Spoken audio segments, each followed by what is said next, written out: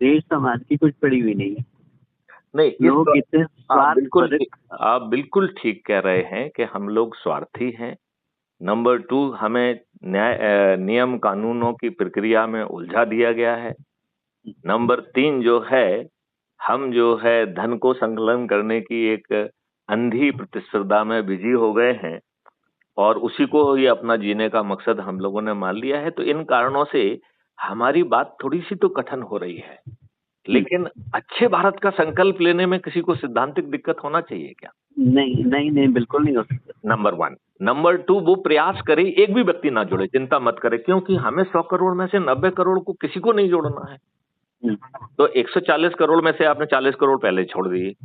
फिर जो 100 करोड़ को जोड़ने की बात कही, उसमें 90 करोड़ लोगों को संकल्प लेके प्रयास तो करना है। लेकिन वो यदि नहीं भी जोड़ पाता है तो कोई बहुत दिक्कत नहीं है। कोई दिक्कत है क्या? नहीं नहीं है। क्या 9 करोड़ लोग, जो कि बहुत ही कम होते हैं, वो अपने से जुड़े 10 लोगों को नहीं जोड़ सकते? कठिन है क्या? वो कहीं बाहर ना जाएं, किसी के पास ना जाएं, उन्हें कहीं जुलूस नहीं निकालना है, धरना नहीं देना है, कुछ नहीं करना है। क्या कठिन है? क्या 90 लाख लोगों को 20 लोगों को जोड़ना कठिन है क्या? क्या 9 लाख लोगों को 30 को जोड़ना कठिन है क्या? क्या 90,000 लोगों को 40 को जोड़ना कठिन है क्या? और क्या 9,000 लोगों को? नहीं, बदले में क्या मिल रहा है वो भी तो सुनो ना। आज आजादी के 77 साल के बाद भी इन राजनेताओं ने आपके ऊपर गुलामों के ही नियम कानून थोप के रखे हैं। जो नए 3 कानून बनाए गए हैं, ये भी गुलामों के ही हैं। It is old wine in the new bottle. कुछ अच्छे सकारात्मक पॉजिटिव चेंज हुए हैं, लेकिन उन्हें एट बेस्ट कॉस्मेटिक चेंज ही कहा जा सकेगा। जी जी जी। तो भारत के नागरिकों को, उनको अपना भारत कब मिलेगा? जब 5 मौलिक अधिकार मिल सकते हैं, जिसमें आपने यदि अभी कैरियर के किसी पड़ाव पर शुरू में आपकी पारिवारिक परिस्थितियों के कारण आप कहीं मिस कर गए हैं, तो इस मॉडल में आपको फिर से जो आपके कैरियर का स्वप्न था उसे जमीन पर उतारने का आपको नया अवसर मिल रहा है। और इसके लिए आपको धन की जरूरत नहीं होगी। जो भी चीजें आपको चाहिए वो आपके पास पहुंच जाएंगी, इंक्लूडिंग धन, इंक्लूडिंग भूमि। तो ऐसा अद्भुत भारत की कोई चर्चा कर रहा है क्या? कोई भी राजनेता या राजनीतिक पार्टी ऐसी भारत की बात कर रही है क्या? क्या कोई भी एनजीओ ऐसे भारत की बात कर रहे हैं क्या? क्या पीआईएल लगाने वाले ऐसे भारत की बात कर रहे हैं क्या? और यदि ऐसा भारत बहुत आसानी से जमीन पे उतर सकता है, तो शर्मा जी आप मुझे बताइए, आप तो इतने विद्वान व्यक्ति हैं, इतने सारी संस्थाओं को जुड़े हुए हैं, इतने टेक्निकल काम कर रहे हैं, इसमें आपको कोई कठिनाई समझ में आ रही है क्या? क्योंकि मुझे कठिनाई समझ में नहीं आ रही है। नहीं, कठिनाई कहीं पे भी नहीं है। तो फिर आपको नहीं लगता है कि जिन लोगों से हमारे पॉजिटिव संपर्क हैं, उनकी सूची बनाकर यदि हम व्यक्तिगत स्तर पर उनसे संपर्क करें और उनसे हम कुछ नहीं कह रहे हैं, हम जो कर रहे हैं उसे करने के लिए कह ही नहीं रहे हैं, बल्कि हम उनको सपोर्ट करेंगे, और जो वो आज जो थोड़ा बहुत कर पा रहे हैं, जब हम 100 करोड़ होंगे तो वो थोड़ा बहुत नहीं, वो महाबदलाव का आधार बन जाएंगे। वो अपने फील्ड में बहुत बड़े जो है ना इंडस्ट्री में कन्वर्ट हो जाएंगे, बहुत बड़े एनजीओ में कन्वर्ट हो जाएंगे, जो कि हजारों एकड़ों में फैली होगी, जो सही रूप में 100, 200, 500 लोगों का हित नहीं साध रही होगी, बल्कि पूरे 140 करोड़ लोगों का हित साध रही होगी। तो जो वो कर रहे हैं छोटा, वो छोटा क्षेत्र भी बृहद रूप में 140 करोड़ लोगों को उपलब्ध हो जाएगा। तो उन्हें हमारे साथ खड़े होकर अच्छे भारत का संकल्प लेने में क्या दिक्कत है? क्योंकि मैं उन्हें और कोई अतिरिक्त गतिविधि करने के लिए कह ही नहीं रहा हूं। ना उनसे हस्ताक्षर अभियान चला रहा हूं, ना जुलूस निकल रहा हूं, ना धरना, ना कुछ ना उनसे चंदा ले रहा हूं।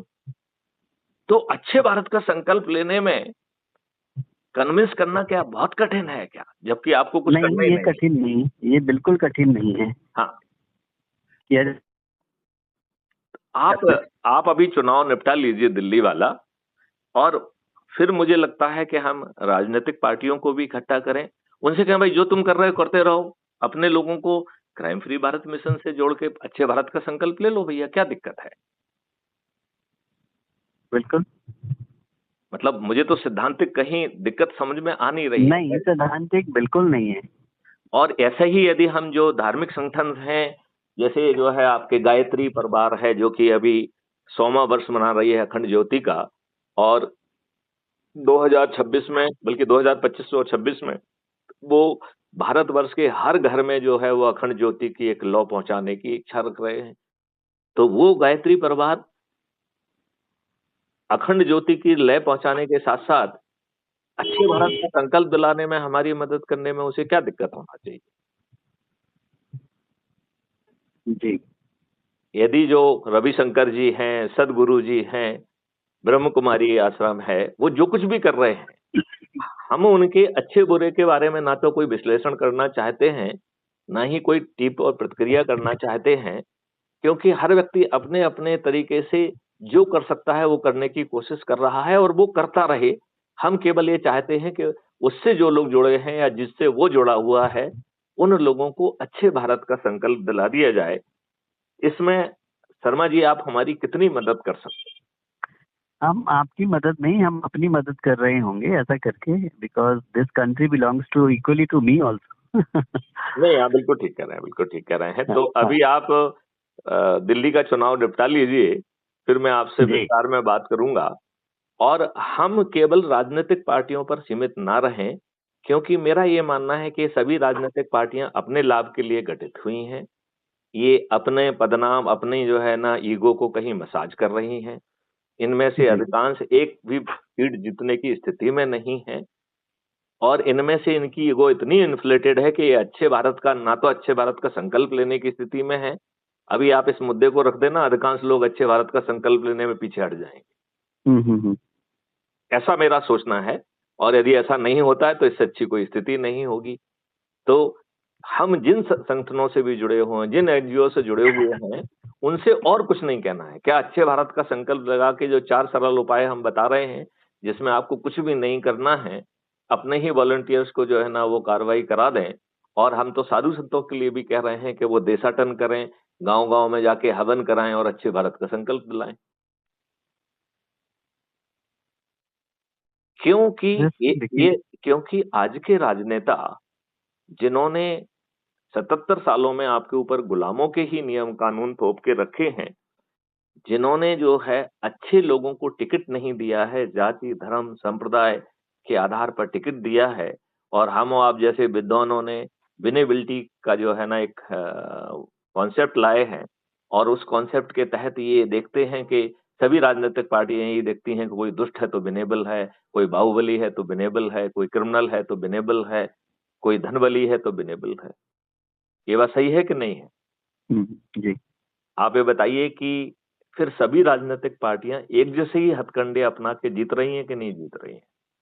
जी एक जैसे कर वो हथकंडे क्या हैं? फ्रीबी बांटना, दारू बांटना, साड़ी बांटना, पैसे बांटना, गरीबों के वोट खरीदना, और उनको वोट के खरीद के उन्हें रिप्रेजेंट ना करना, पार्टी भेद से बंधे हुए एक अत्यंत ही दुर्बल प्राणी बन जाना, क्या यही की राजनीति नहीं है क्या?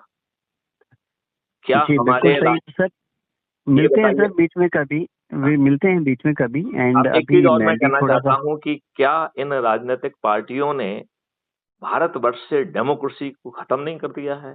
क्योंकि डेमोक्रेसी की डेफिनेशन थी government of the people, by the people, for the people. आज government of the party, by the party, for the party हो गया है। हम डेमोक्रेसी से पार्टी कृषि में चले गए हैं। शर्मा जी जागिए, बहुत सरल उपाय से हम लोग महापरिवर्तित भारत को जमीन पर उतार पाएंगे। और यदि हम में से ही जो लोग थोड़ी सी महत्वाकांक्षा रखें, क्योंकि बिना महत्वाकांक्षा के लिए ये देश नहीं बदल सकता है, तो यदि वो चंद्रगुप्त या चंद्रगुप्त का संकल्प ले लें और थोड़े से अतिरिक्त प्रयास कर लें, जो स्कूल कॉलेज जा सकता है वो स्कूल कॉलेज चला जाए, जो किसानों के पास जा सकता है वो किसानों के पास चला जाए, जो व्यापारियों के पास जा सकता है वो व्यापारियों के पास चला जाए, जो मजदूरों के पास जा सकता है वो मजदूरों के पास चला जाए, जो धार्मिक संस्थाओं के पास जा सकता है वो धार्मिक संस्थानों के पास चला जाए, जो कथावाचकों के पास जा सकता है वो कथावाचकों। Sir will meet sometimes and will forward. अभी मुझे लगता है अभी फोन पे इतना काफी है, मिलके फिर आगे बढ़ाते हैं। एंड देयर बिल्कुल आर सर्टेन बिल्कुल। Calls coming on other phone, right तो मैं राइट थोड़ा वो भी अटेंड राइट राइट। करता हूँ। चलिए तो I appreciate the endeavour and which I convey Sharma my best Sharma wishes ji, and इस कॉल जी। को क्लोज करने के पहले आप देश के नाम एक संदेश तो दे ही दीजिए। संदेश तो यही है कि this is high time to rise up. सोए रहेंगे तो खोए रहेंगे। एंड जागना पड़ेगा, भागना पड़ेगा। तो जो बहुत आपका सुंदर, विषय है इसको आगे ले जाना पड़ेगा और मिलके बढ़िया कुछ करना पड़ेगा। बिल्कुल सही है। जय जी हिंद, जी जय जी, भारत, जय वंदे हिंद, जय मातरम, हिंद, जय जय गुरुदेव, वंदे जय भारत। गुरुदेव। प्रणाम।